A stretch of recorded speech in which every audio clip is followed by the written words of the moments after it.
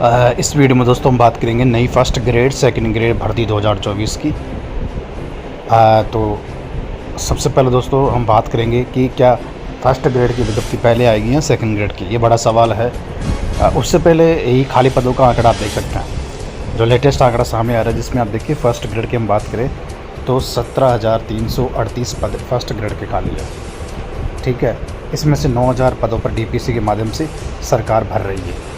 9,000 पदों की डीपीसी जिसका प्रस्ताव शिक्षा विभाग ने आरपीएससी को भेज दिया। जल्दी डेट की घोषणा होगी और जो उम्मीद लगाई जा रही है कि अगले महीने में ये पोस्टिंग हो जाएगी। मतलब ये जो पद है ना, ये भर जाएंगे 9,000 इसमें से 17,738 में से। तो आप 17,738 में से फिर 9,000 पद कम कर सकते हो, तो कितने पद बचते हैं? फिर पद बचते हैं 8,338।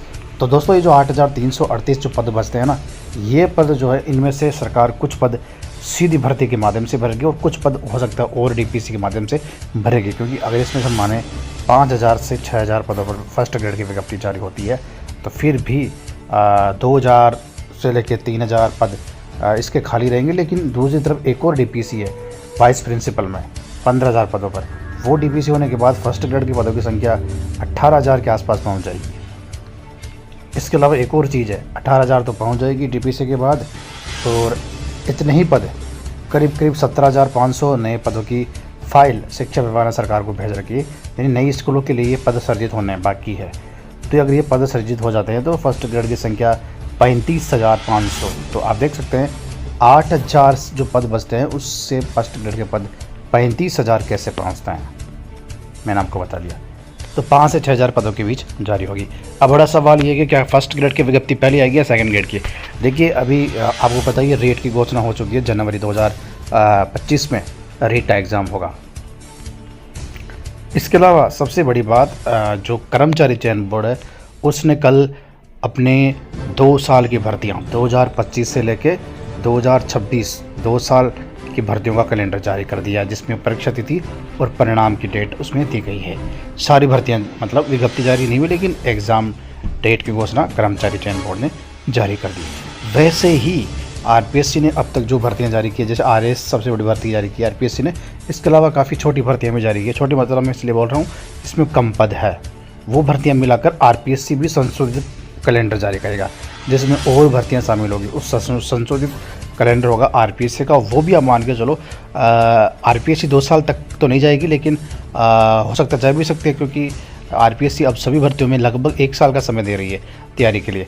तो जो आरपीएससी का संशोधित, कल कर्मचारी चयन बोर्ड का संशोधित कैलेंडर जारी हुआ था, जिसमें सारी भर्तियाँ आ गई। पटवारी की आ गई, आपको पटवारी की विज्ञप्ति भी देखने को मिलेगी। ग्राम सेवक की, जेल प्रहरी की, नई सीईटी 2025 दोनों लेवल, यानी जो वर्तमान में चल रही है, यानी हर साल होती है ना, तो अगले साल की भी जारी हो चुकी है। तो वो भी सारी की सारी भर्तियाँ उसमें आ चुकी है।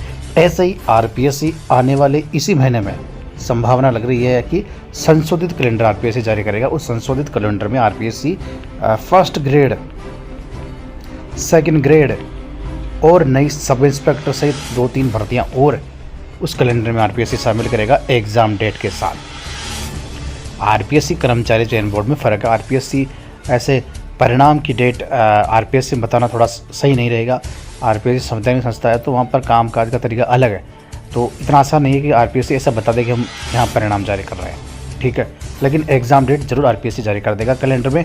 और हो सकता है दोस्तों, क्योंकि अभी वित्तीय रिसीव करती नहीं मिली है, फर्स्ट ग्रेड सेकंड ग्रेड की जो विज्ञप्ति की बात कर रहे हैं ना, हो सकता है वो बाद में जारी हो, अगले महीने दिसंबर में भी जारी हो। लेकिन एग्ज़ाम डेट जारी हो जाएगी फर्स्ट ग्रेड सेकंड ग्रेड की। हो सकता है विज्ञप्ति भी जारी हो जाए, लेकिन क्योंकि डीपीसी पेंडिंग है, पहले सरकार डीपीसी करेगी, उसके बाद विज्ञप्ति जारी करेगी। इस वजह से मैं आपको बता रहा हूँ। लेकिन एग्ज़ाम डेट के साथ कैलेंडर में फर्स्ट ग्रेड सेकंड ग्रेड भर्ती शामिल होने की संभावना है।